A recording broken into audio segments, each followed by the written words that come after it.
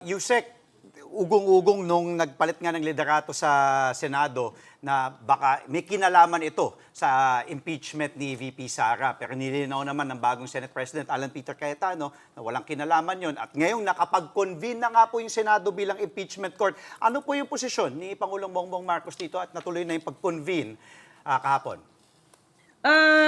Balikan ko lang yung tanong mo tungkol sa impeachment kasi mismo si Senator Bato de la Rosa ay nagsabi at nagpahayag sa kanyang interview na tatlong dahilan lang kung bakit siya pumasok noong May 11. Una, tinawagan daw siya ni Senator Alan Cayetano para nga mag-change ng liderato.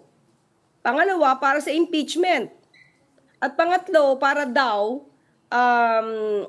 dahil tinutuligsa na siya na lagi siyang absent at sumusweldo.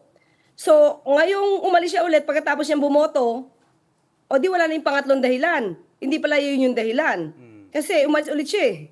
Diba? Hindi para tugunan ng kanyang trabaho dyan dahil sa tinutuligsa siya. So, ang magiging dalawang dahilan dito ay yung pag-change ng liderato at yung impeachment.